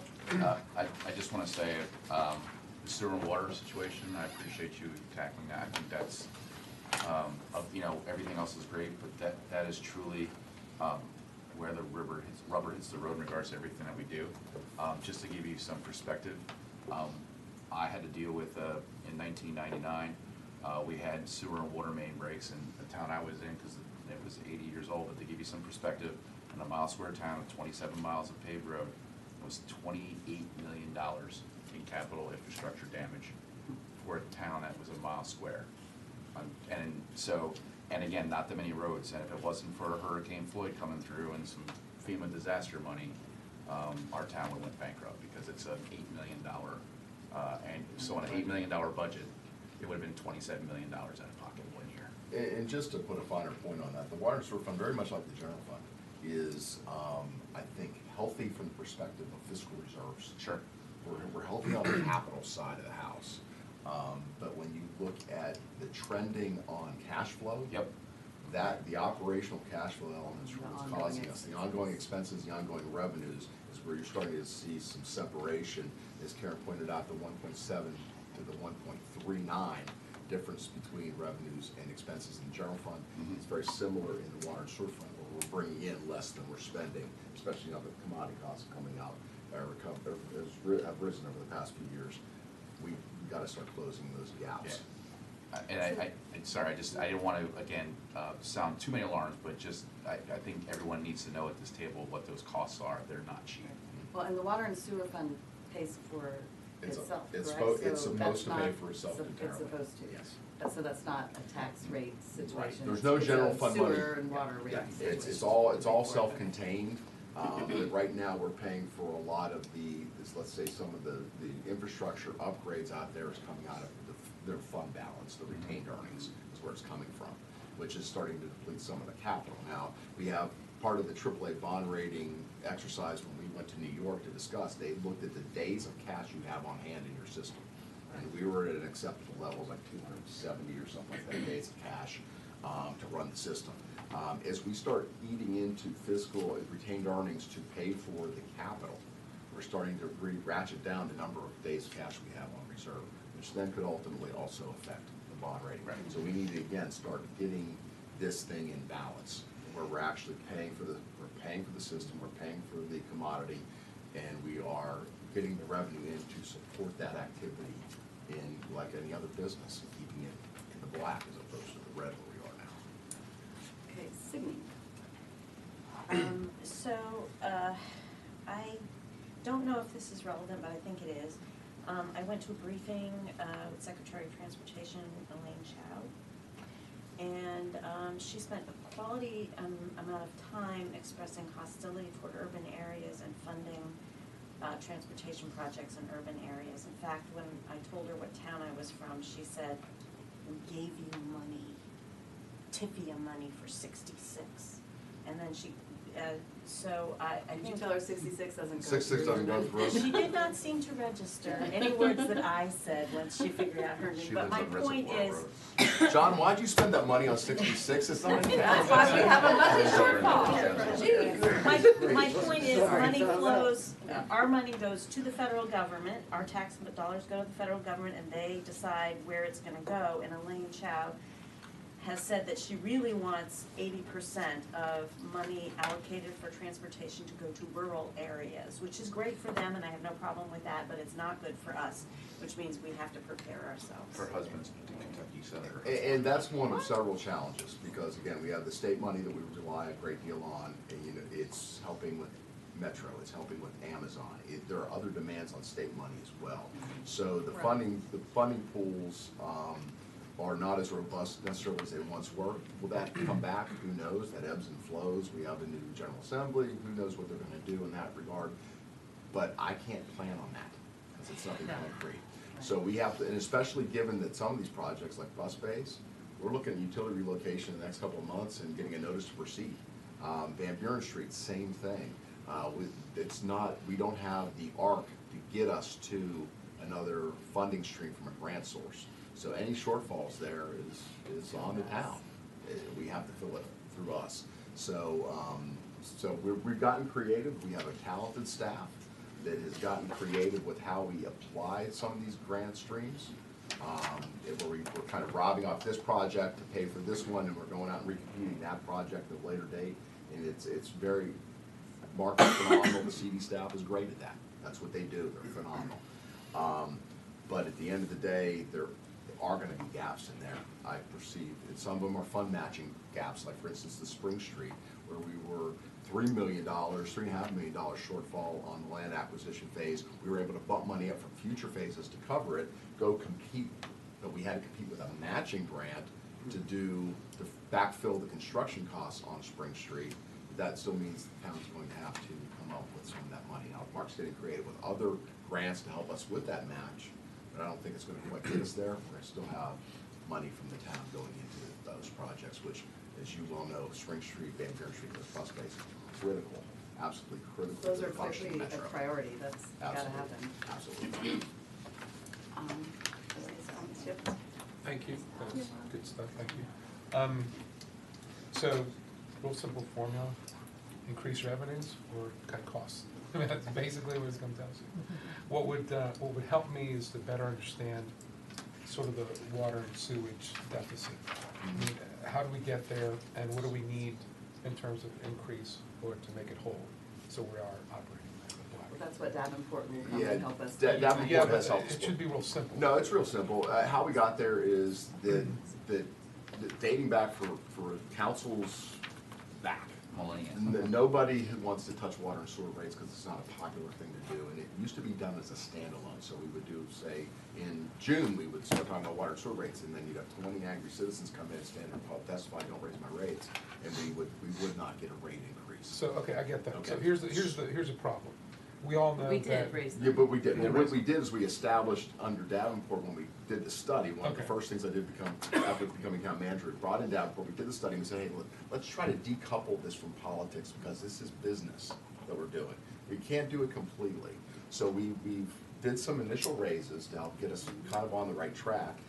And this council and the just last council were able to do that. The second thing we did is take it and say, you know what? Let's revisit rates, not ad hoc throughout the year. Let's make it part of the budget process. Yes. So it's just it's packaged in with everything else. It's baked in the cake. So we were able to make some of those structural changes to help us. So let's make assumptions for future growth and demand, because it's going to happen. Absolutely. It's not gonna be reduced, okay? So let's just assume that, and this is just my opinion on this sort of guidance with this budget. That's the first thing I'll ask.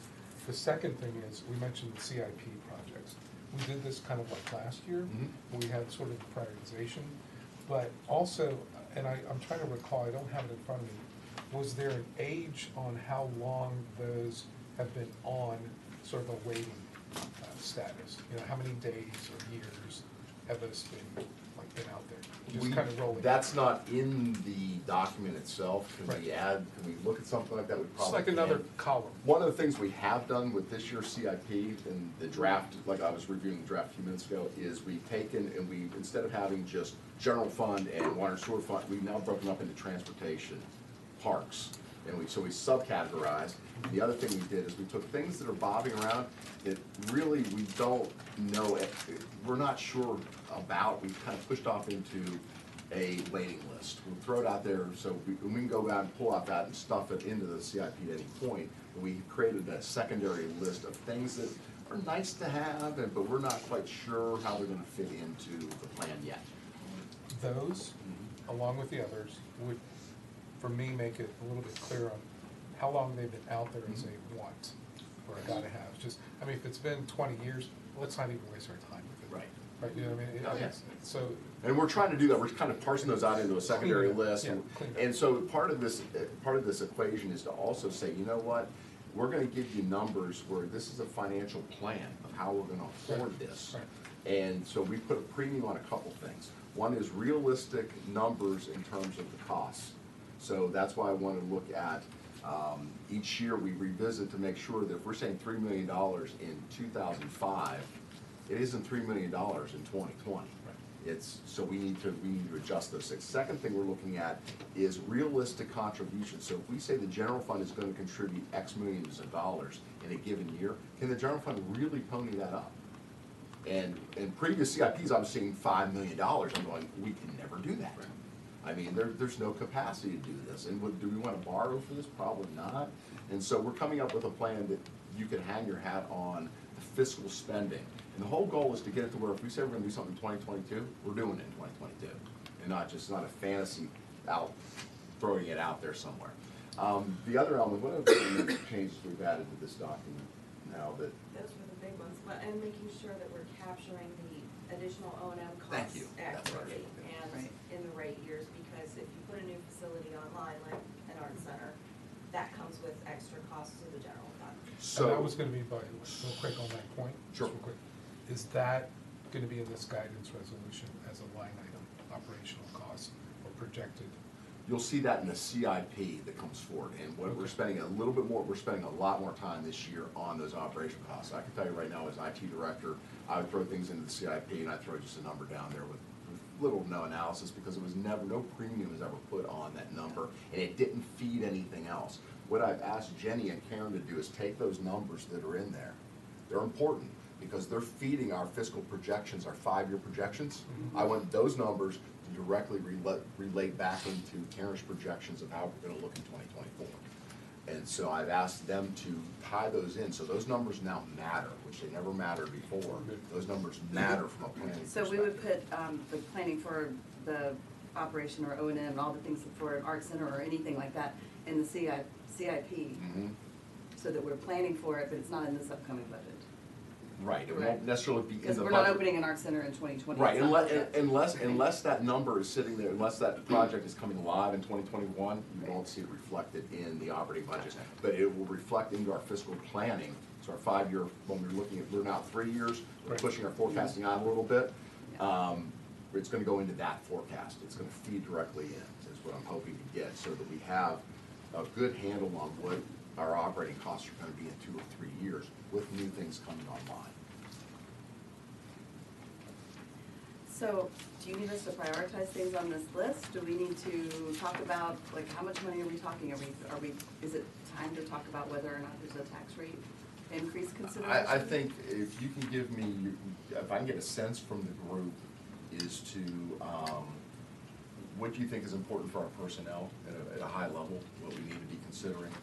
Keeping us at market competitive, I think, is probably something that might be of interest to the group. Well, we're at almost a 0% unemployment, so it's hard to recruit anyway. And what is almost zero is zero for some things like CDLs and engineers and IT people are at zero.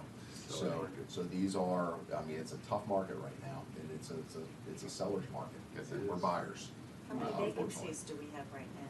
How many vacancies, I'm unsure off the top of my head, but I know that we're the critical vacancy areas where we were having problems. We were down 10 or 11 in the shop, so that's Which is 1/7 of the Yeah. shop Oh, personnel wow. going into winter. Yeah. And so we are now down to 4, so we've closed that Since gap you've to made 4, those since we made changes. these changes. Yeah. Police was down, you're down, what, 5? Yeah, it was. And now you're down, Not very many now with some plans. yeah, we're now looking at who's coming up on retirement. We're trying, I've given her latitude to overhire, so that if her strength level is 58 sworn right now? 57 sworn, she can hire up to 59 in preparation for 2 to retire next year, so we can just keep slotting them in. But we only got the last couple because of the changes we made in the competitive salary issues. So the things we made with the chief in her shop is we're saying that if you have 10 years of experience on the street and you're a Virginia law enforcement certified police officer, why do we want to bring you in as a P1? You're bringing with us experience, so you can come in as a P3 at that point, so a senior police officer. If you have, 4 years of experience, you come in as a P2, is that right? 4, 3, 4? 2 years at P2, they get P2 at 2 years, but, you know, that change in incentive, bringing that officer into that salary and experience level just allowed me to bring in a retired Fairfax County homicide detective who'd been there for 18 years in homicide alone. Now Just a huge win non-resident for us. section. which is a big win, because if we had to bring him in as a P1, he wouldn't have come. And actually, he didn't come the first time at P1. No, it took me a year to get him here. You did get him I got him here. But again, that's especially area where you don't have officers wanting to step into it because of scheduling. So there was a vacancy, we had some experiential loss once Detective Knuckles left, and this gave us an opportunity to fill that experiential gap, at the same time, not forcing an officer that doesn't want to leave the street to go into that specialty. By the way, it's a great name. I know. Knuckles. I just think that's awesome. So, but some of these things that we've done obviously them cost around. money, but they are effective. And at the end of the day, it's as you well know, a lot of you hire at this table, it's salary, what you're bringing them in as, how you're gonna get them. Sheila? So I had an opportunity to talk with the town manager about budget things, and I'm glad to see we're doing the life cycle maintenance and operation. Because infrastructure does just fall apart when you're talking about water mains, bridges, roads. We're constantly repaving, and making sure that our staff is paid appropriately. Also talked with the manager about that, DPW and the police. After I had a resident ask me about being double taxed, why aren't we just using Fairfax County Police? And I said, well, we can. Do you prefer to call the emergency Herndon line and have someone there in 2 minutes? Or you can call Fairfax in maybe 30 minutes, if you're lucky? And they were immediately saying, forget it, I want Herndon. So I think we need to make sure people understand that we are not double taxed. If I go one further, you're gonna get a better officer if you go Herndon. That's just my humble opinion. And I know my neighborhood recently had an emergency situation where they called 911 at 2:30 in the morning over on Nash. Someone's beating on their door. The husband tells the wife, call 911. He goes sneaking around the house looking out windows without turning on lights. 2 minutes. Police were right there blocking the driveway. The guy had gotten in their car, took care of it. They were so impressed. We had a little island party, and that was the talk of it. Oh, we love our Herndon police. They had 2 backups come with them, and they were just, couldn't talk more about the professionalism and how much they appreciated it. And they didn't file charges because the guy had something, and they didn't file additional charges that they could have. They said, no, just get the guy some help, and fortunately, that guy didn't have a gun and shoot through his window at the guy. So everything got handled wonderfully, from the resident to the police. It was great. So I support looking at this very seriously, and if we can't afford it, I never hear anyone in town say, echoing my services. So we Cindy, why need don't to you be do able to it? pay for them.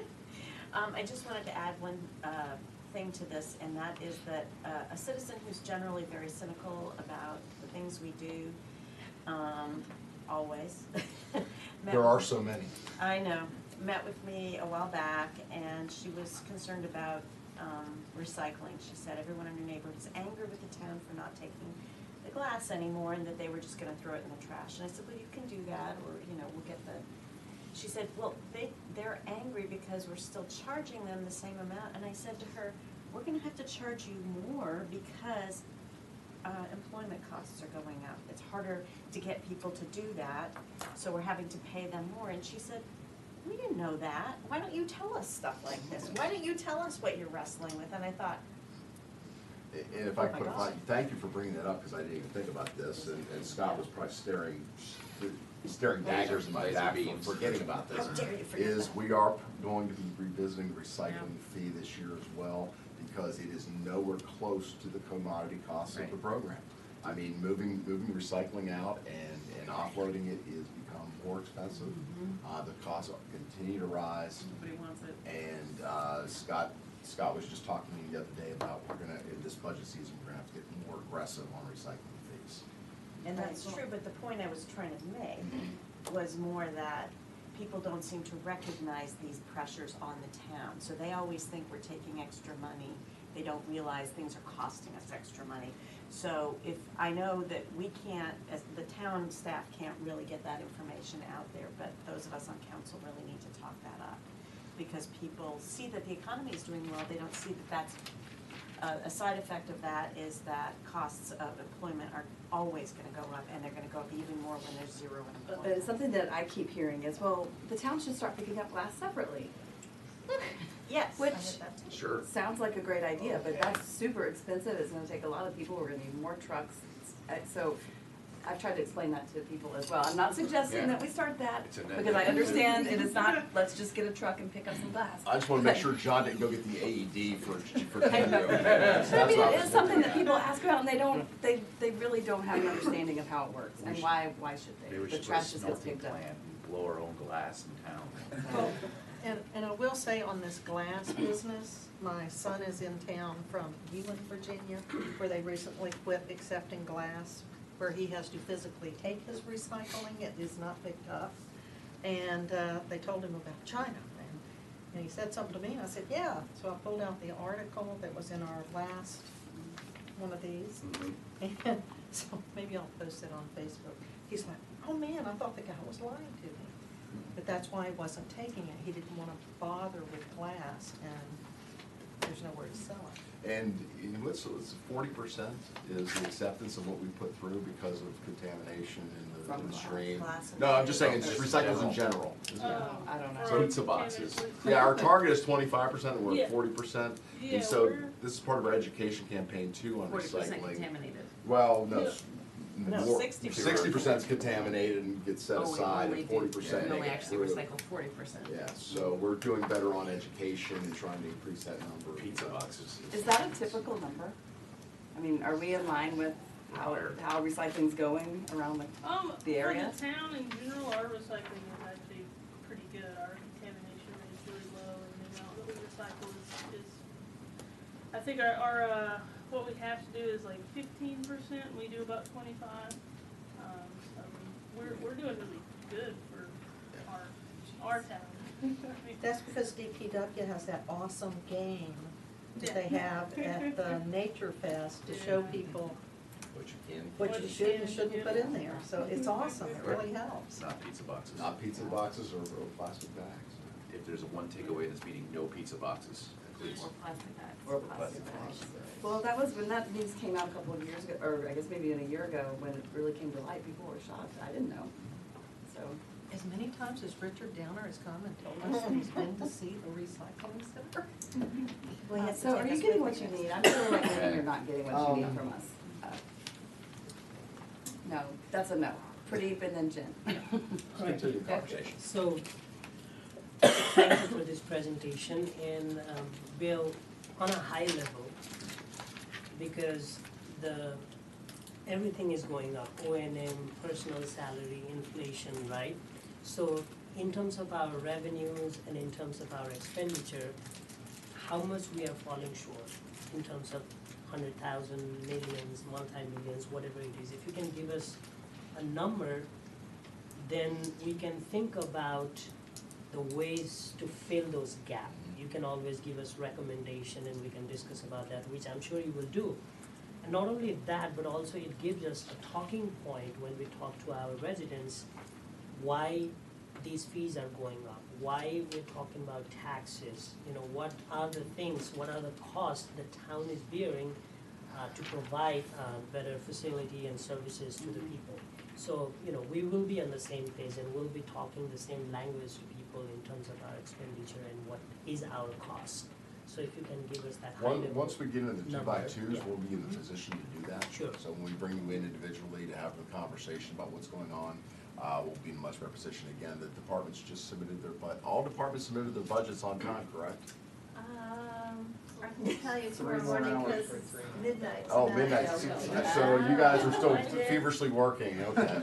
So the raw numbers aren't hitting until midnight tonight. And then we'll have those things crunched a little bit, the budget team will have gone through, talk to department heads, and we'll start crunching those things down. We'll be in a better position to give you numbers at the 2-on-2 the 2x2s that we do. Which will be starting. Sounds good. Which will be starting in February. Okay. Lindsay should be reaching out soon. She's starting to get the budget meeting set up for staff now, and she'll be pivoting over to you all shortly thereafter.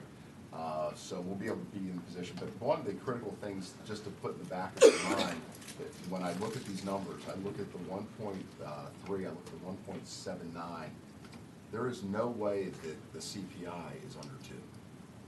So we are shrinking in terms, both revenue and expenditures are shrinking relative to the overall economy. 3 this year, but. So both those growth levels are much less than the rest of the economy is growing. And that's just something to consider as we start to give you some of the raw numbers. Just from a very broad sense, we are in essence shrinking as a government, the size of government to the Exactly, because inflation is probably around 3% and the expenditure and the revenues both are around 1.78 and 1.39, right? And you looked at a 3-year average, so this has been occurring for a couple of years. Now, we were able to fill that gap through some budget anomalies we were discovering 3 years ago and 2 years ago. But as I mentioned, I think 2 years ago, the rabbits in the hat are starting to disappear. So now it's This will be the first year inflation will go up outside of wages and everything else in 10 years. It'll be artificial. Well, I mean, obviously, if we are short in revenue, we're gonna have to come up with some revenue somehow. And I think that we've, for many, many years, have had a level rate for real estate taxes. And if we need to look at possibly raising that, I agree with Pradeep. I think we need to be able to explain exactly why and what it's going for. There was a gentleman when we raised the meals tax who was very upset with all of us. And when I sat down and had coffee with him and just really said, hey, this is what happened, he was like, well, all right. I mean, he's never gonna be happy about raised taxes, but I think that if we can stand behind why we have to do something like that. And I always like to point out, hey, we're paying it too. Like it's not just on you guys, we're paying it too. So I think that it's a lot of communication and just letting people know what we're doing. Because as Signe said, people think we're just taking more and more.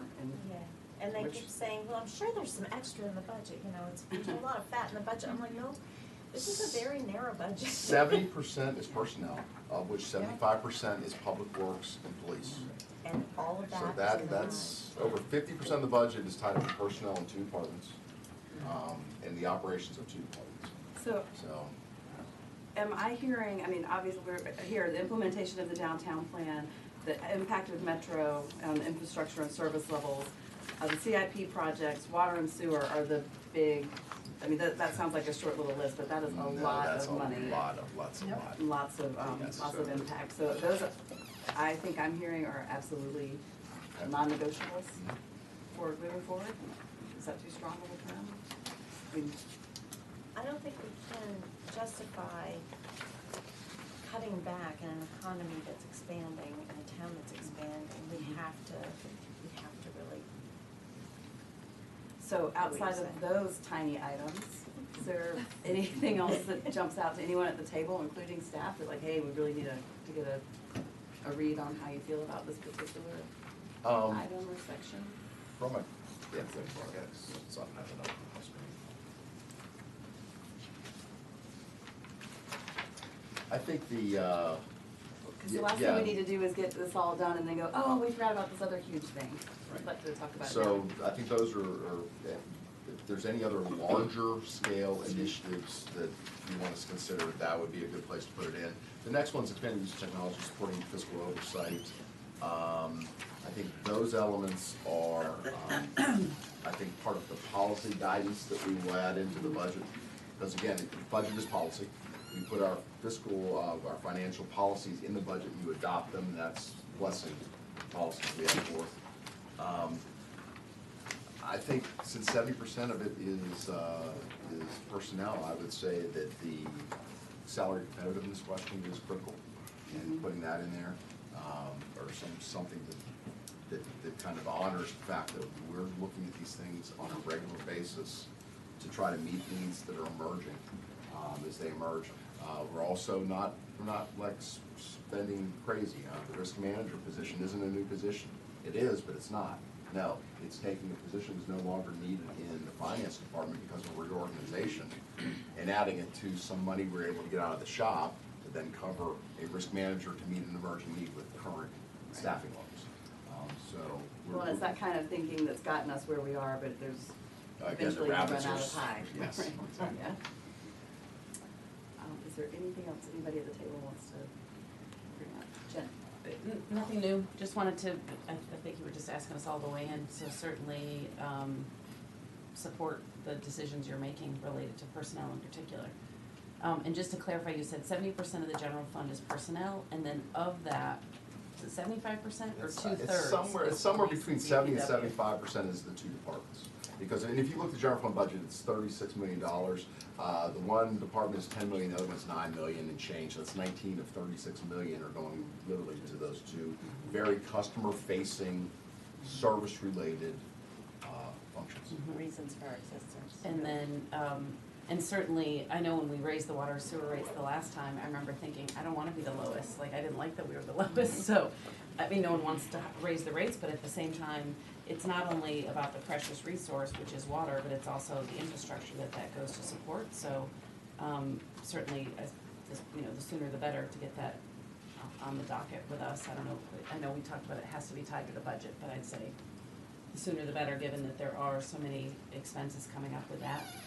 And same That with, report will be in my office on the 15th. oh, good, okay, and then same with recycling rates, cause I know, that, the minor raise that we made to that, like you said, still doesn't even cover that, Not even close. that cost, right? So, and I don't know that we're gonna get there, but, certainly we need to be, getting that closer. And then, yeah, I know, obviously taxes is gonna be, a concern or a topic soon, and whether, just to start people thinking about it, that we haven't raised property taxes, remind me again, I think it's been 10 years, 2010, 12? 2011. So, and obviously with the meals tax last year, and if, trying to pull a different lever, it potentially will be property tax if we need to do that, just to start thinking about that, because that's gonna be, those are some of the hard decisions we all have to make in this room, so.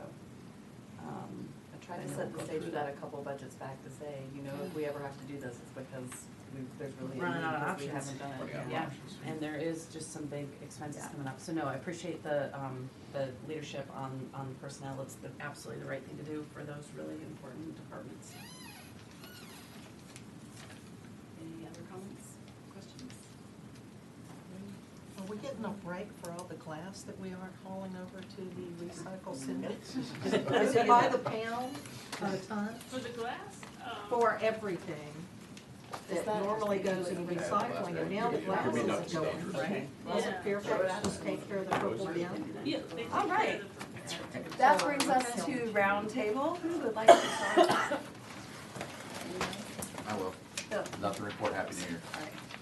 Is that Jen? I have a super, just easy one, a fun one. So I met this woman in town, her name is Jennifer Taylor, maybe some of you have heard her name. So she applied to be Mrs. Herndon, okay, and she's Yeah. gonna compete in the Mrs. Virginia pageant, which is on April 4th in South Hill, Virginia. So I just wanted you all to know that, because we have a Mrs. Herndon who's, so she's going around to some businesses, getting some sponsorship money. She doesn't need a ton of money, but she may be reaching out to some of you, so I just wanted you to be aware I of think I it. may have an email. from Jen her. Taylor, We yes. have the original. Maybe I can run against her. Yeah, man. Police We are. do, I told her about it, I Yeah. told her name and your name and Denise, cause I was like, she's actually married to a police officer, so I said you should certainly, there's other things you need in terms of, but anyway, so I thought that was kind of a neat, thing, so we'll cheer on Mrs. Herndon to potentially represent the state of Virginia, and then And in then the, Mrs. USA. say in Vegas, in Oh, whenever that is, next I didn't week. even know that was a Yeah, thing. but yeah, exactly, Okay. that's it. Oh, okay. Who else? Anybody? Cesar? Go ahead. Biggest first. I have a ton of stuff. Oh, jeez. I'm Well, then get started. Brace Go. yourself. Oh, all right. Are we getting better reception in this building soon? The better Wi-Fi? Yes. Paige had to answer an alarm. No. It's- so- Paige wants to answer the alarm, I'll tell I'll you. give you the Alright. exact Alright. answer. It's a negative. There was a real brouhaha about Aslan Brewery, on, Facebook. What's that? And it was as a direct result of a post from Jimmy's, stating that his name. I was very concerned about that exchange because I believe that we are at the point where we are with lawyer to lawyer with Aslan, and we should not be discussing that. We are in lawyer to general. lawyer with Aslan? Have been for We 18 have months. been, we're in enforcement actions with them still. We have been since April Yeah. 2018. I thought we had decided to go ahead and everything was on. No, what we have decided to do is allow them some latitude to continue on their current building permit to a certain point, just so we wouldn't have a hole in the ground over there, and then they had to resubmit for a building permit, but the enforcement action continues. That was just a concession that I made to try to help them. So at the one point we're working with them and at the other point we're. Well, we have to keep, Enforcing we have to something on keep them? that outstanding. Who has the withhold finding of a conviction over their head in order to finish something. Is the way I describe it, if you're familiar with criminal I'm totally prosecutions. familiar with it. Well, it's just an incentive to be able to finish something. And we cannot, while we're still in enforcement, we cannot be talking about enforcement actions. That's why the things you get from me are under attorney-client. Right. So That's is why it I'm not on correct Facebook. that the piece that you, because we've seen some action, they've come, the walls have come back, they've completed that portion and have had to resubmit, which they were aware of, and they have done so? Or have they, or They are, that is? let's stop it, they are aware Okay. of. Okay. Or, Okay, let me so- rephrase, their attorney is aware of. Yes, so communications are through their attorney. In that case, is there anyone on staff who is dealing with them face to face? No. I will say they choose not to. I don't know, and it's, we deal with, attorney or engineer, correct? Correct. Yeah. They are not to be seen. They are not to be seen? They never show. Oh, okay. Yeah, they show don't up. interact. I mean, it may be a large corporation, just like a large corporation where they have people. Right, who their do representatives things. are working Yeah. with The representatives the are right working with staff, them. yes. Yeah, and in terms of knowing what they know or not know about what's going on, we don't know because we cannot, I cannot communicate with them personally. I communicate through the attorney, and staff communicates. So is there nothing that our PR people, i.e. Ann, can communicate to the general public? Because what's happening is that all kinds of crap is out there. People have decided that we're privileging Jimmy's over them because we like Jimmy's and we don't like them. That's the perception.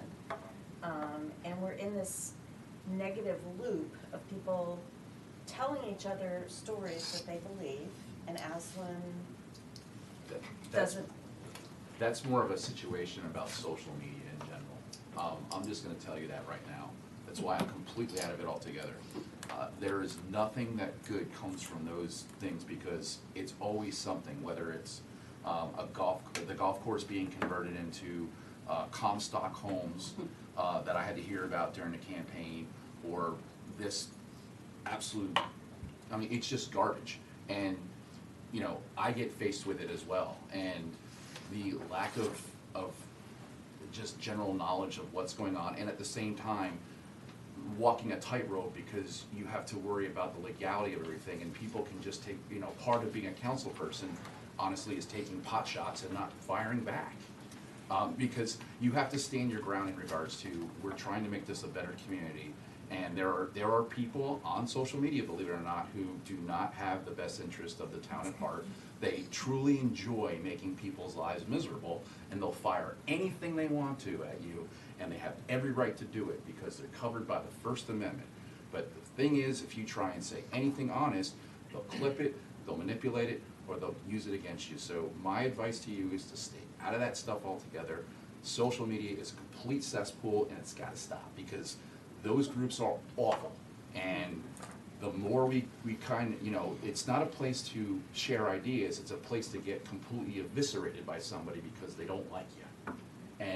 And it's not, and it's always personal. It has nothing to do with the actual facts. It always is personal. And that's why it's terrible, and it needs to go away. So like when we talk about a social media policy, very simple, go off it. Do what I do. I lost 40 pounds getting off social media. I don't stress about it anymore. All right, I'm off right now. Sold. Every day I was hearing, I have stacks of stuff of people just firing at me. Like, I knew, there was stuff about me I didn't even know existed. Like, I had no idea I did that. Yeah, But it doesn't matter, so just let it go. It's garbage. I don't usually Sorry, I'm fired up, it's comment. ridiculous. I'm not clear where Bill So you're stands on saying this. people lie on social media? Absolutely. They live in a Wow. different. Think about this. God. Yeah, so, yeah, They live just. in a different place. Bill, say Lisa? false things. I was actually just gonna say that from a legal standpoint, you're asking good questions. All of you, I think we've had multiple conversations about what you can and can't say, and you know what the rules are. If you don't, please come talk to me. I think you asked a question about what Bill would put out there from the town, and there's many topics that the town thinks about every day and makes a conscious decision not to put something out Yeah, there. you have to look at it from the perspective, we are a government, we're a regulatory authority, and we have an enforcement action with an individual. And so our exchange needs to be with that individual or their representatives. We can't adjudicate this in the public square and paint them in a negative light. That's not what we should be doing. That's not And my we- goal. I we don't wanna need to be- paint anybody in a negative light. I want to paint us in a positive light. Again, enforcement isn't pretty, and we. They Well, may I didn't never realize we convince were them of still in that. an enforcement Yeah, situation, but I would hate to see, us lose the war on public image because we didn't put something small out there. Well, I think ultimately, at the end of the day, what's going to happen is going to dictate whether or not this is, whatever's been alleged out there. It was really funny, I was talking to an MPA grad recently who was asking me about local government public, and she asked me, what is the most difficult thing about your job? And I said, the community at large out there saying the most asinine things, the most uninformed things, just making stuff up as they go. And I can't say a dag-nab thing about it because I've got to deal with it in a measured, consistent way as we treat everybody else. And it's just a difficult thing. The proof where I take solace is at the end of the day, we're gonna have something. And it will hopefully disprove those naysayers, and they'll go on to naysaying something else. Back to your point, people lie on social media, they're gonna find something else to go after and let them. But hopefully, the proof will be in the result. It is hard, that's why I don't really respond in Facebook groups any longer. I mean, I put an emoji going yay about the thing, and you all know that Dave and I have second mortgaged our house and bought the wing for Jimmy. That is literally a rumor in town, which could not, I know, right? It's on Facebook. I'm like, It's I true. told Jimmy, and he was like, well, you're late with the check. Did you So, I mean, it's just ludicrous, and it takes a really long time and a really thick skin to not let it really, truly bother you. Of course it bothers you, because I'm like, that's insane, but it's so ridiculous, it's not worth a response. It's not bothering me. I mean, it definitely, the argument bothered me, but what bothers me is I believe our staff is Doing the right smart. thing. Right. I believe they're treating them equally, and I cannot seem to convince anybody that that's the case. Anybody on social media? These are people I know in real life too, it's not just social media. I And think these are people I we- don't think of as extreme people. I think this case is a little bit different because it does have the confidential aspect to it, that we can't do the cheerleading, I think, that you wanna do, because we can't disclose certain things. The perception is, we just don't wanna let them build anything. Right. That's not true. And that's not true. I would There have been- encourage all of you, anytime you have a question about that, or want to talk about it, to talk with the manager. Well, We I are thought I treating knew them what like we would treat he had anybody done. else in a similar situation. I can assure you of that. That's what I believe, and that's what I wanna communicate. It has nothing to do with who's the applicant, because we don't look at that. Communicating it. It is, we are treating them as consistently as we would treat anybody else in a similar situation. So, yeah.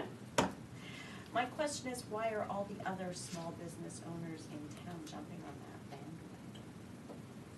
I don't know that they are. What are they jumping? What- Like, what do you mean? I when you haven't say the heard this bandwagon? outside of that Facebook group. I would encourage I have. any small business owners that have issues to reach out to Dennis, and please let us know. And if there's anything that they are directly, that is directly going on with their business, they feel that the town is putting it them at a disadvantage, I'd love to know about it, because we would correct that. But All right, again, when well- it comes down to situations like this in enforcement, we're gonna enforce it as written, and we're gonna do it professionally, and the same way for everybody. So I didn't realize it was still an enforcement action, or I would not have spoken. However, the other question I have is, did Fairfax County Connector ever get back to us on the circulator bus thing? Like, it was supposedly maybe still on the table? We met with them. Last Friday, I wasn't able to be at the meeting. It's my understanding that what they're proposing at this point is a modified circulator. It would only be going in one direction, so it would be a loop. And it's not quite as direct as we had envisioned it. It goes down Parcher as well and goes through the Parcher neighborhoods, and which take a while, and then it comes back. I've asked other members of staff to verify what the headways would be, and I don't have that information. What's a headway? Time between, basically, time between the buses. Also,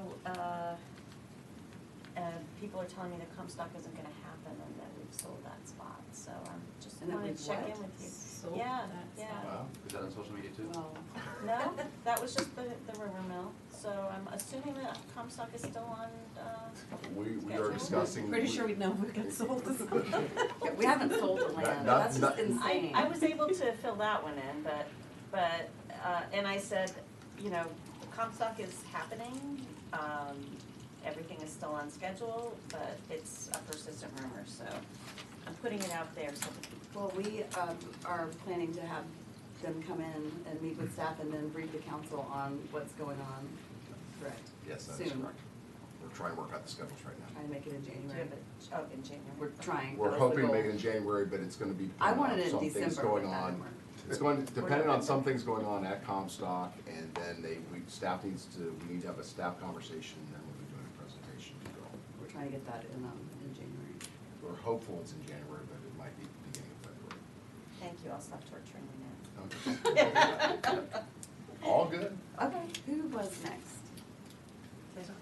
Sure, thank you. So full disclosure, I got some information. I did get on social media to verify some things. Sorry. And you're right, it's hideous.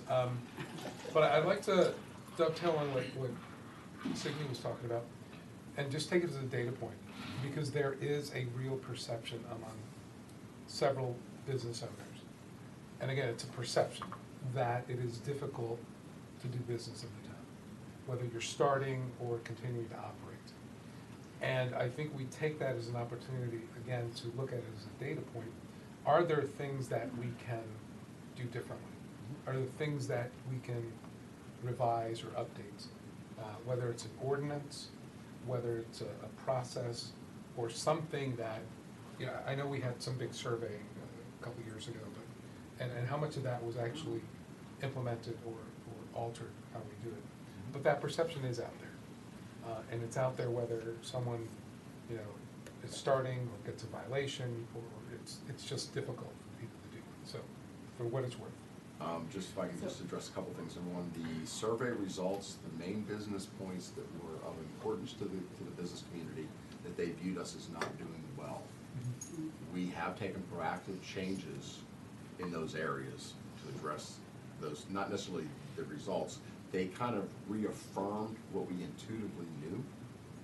So those data points we had some hypotheses on what was going on, and these data points said, yep, this hypothesis is proving true, and and we've made changes in that operation, significant changes in that operation to address those things. As far as the other one-offs, I highly encourage communication, because to your point, if there's an ordinance out there that is a sticking point for multiple businesses, or if there's a way in which we are doing enforcement that is sticking, I don't know what it is without them communicating with us. Sure. Right. And so I highly encourage them to get in touch with Dennis. That's one of his purposes. Well, and that's what I was gonna say, Dennis and I go out, we haven't done it in December because nobody wants to meet in December, but we go out almost every week and meet with either new businesses or established businesses. He does some of the outreach and some of it is because people have reached out to us. But these businesses should definitely contact Dennis and or me and we'll go to their business and listen. Because that's why we're there, trying to do a better job to serve the business. And then that comes back and feeds me, and then I get a report on Dennis's activities, and then we go from there. But I need to know more specifics than they're dissatisfied. Right, no, and the defense is, you're wrong, here's why, and talk to him, right? But that just, again, just to. Well, I No, don't their know if it's perceptions you're are wrong, perceptions. it's I just, mean- hey, you are having this issue, let's talk figure about it it, out. because maybe there's a miscommunication, or maybe we need to do something better. Okay. We've certainly taken many suggestions. from Please, businesses. just wanted to put that up. please let us know. Okay, we had talked about a planning session last year, are we doing one this year? A planning session. Some type of council retreat on planning. Is that what you're talking about? Yeah, I mean, I had that as a list here from last year. And then I contacted the town manager as well, because this is the first term I've served that we didn't do anything like that. That's a question for the body, and if the body so desires, then we'll plan something. But Let's do it. All right. I'm on it. But what is the Yes. objective? We're halfway through the term. For this We're year. moving right along.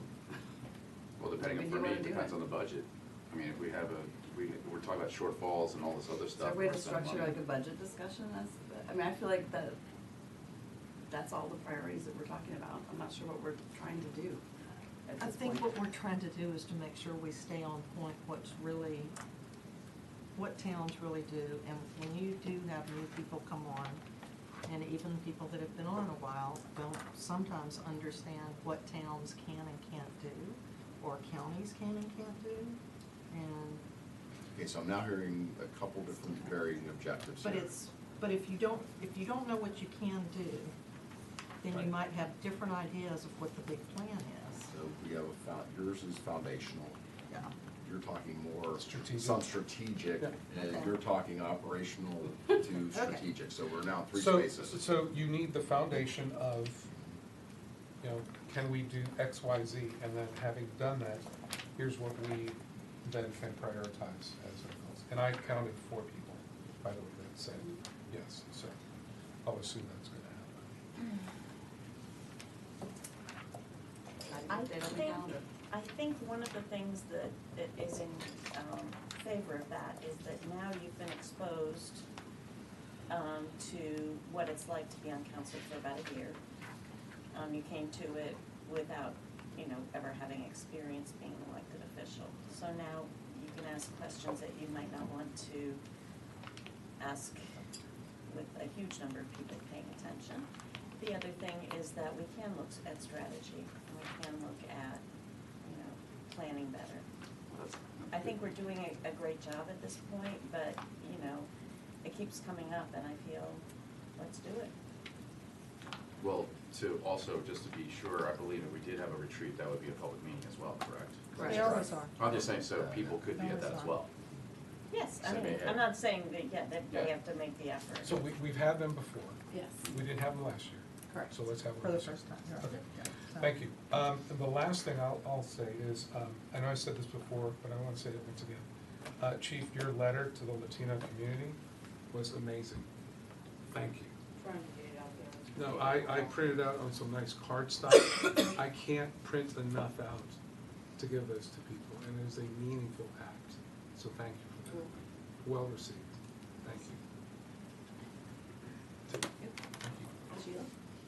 Yes, I attended the community center's open house, and I need to return And these. stole some sunglasses. Jeez, please, don't take me Took your in. glasses off, put on 20/20 glasses, interesting. You do your barbecue. That's a 2020 vision. I had to pay thousands of dollars to get my Be here eyesight all week. 2020. And You now see, I've been it's a lot. 2020. Ma'am, you need to take you to the retreat for your 2020. I Is it my will, office? okay. And the other thing is that my friend and I went there specifically for some certain classes, and we signed up, we're paid, and we'll be there Thursday night. So we're all excited. Her son is getting married in July, mine in December. So we're gonna be the best dancing moms of the grooms anywhere. So we're looking forward to that, thank you. And we got to meet our instructor. So if anybody is in need of some dog time, come on over to the house. I am currently babysitting 4 grand dogs. It is like a total zoo there. My cats are like having heart attacks. One of them is, the other one's not, but it's definitely an experience as they've gone to look at the future wedding site. And there I am with the dogs. I'm just glad they didn't bring the snake this time, thank goodness. And on the social media thing, I will say that on more than one occasion, I've seen things and I kind of knew. I usually will call someone on staff. I want to put something solid on there, like when someone said something nasty about the bike shop putting out their parking spaces for bikes on weekends or whatever, you know. So I said, hey, we gave them a permit on this date, and if you want me to send you a copy, let me know. And I sent it to the bike shop so that they could have it in case someone questioned them. Because it got this back and forth, just like that. But I won't comment like my personal opinion, hey, we just did this, so that they have it to look at, so. And they can say I made it up, but it's on the town record somewhere, so that's my 2 cents on that. Not the supervisor. All right. So we do have a need to go into a closed session. Is there a motion to go into closed meeting under section 2.23711A1 of the Code of Virginia for discussion of prospective candidates relative to appointments to boards and commissions? So moved. After my break. Yes. Mile break. All those in favor say aye. Aye. And those opposed, we are going to take a 5-minute break. Signy, that wasn't part of you, that was frustration with social media. I sense that.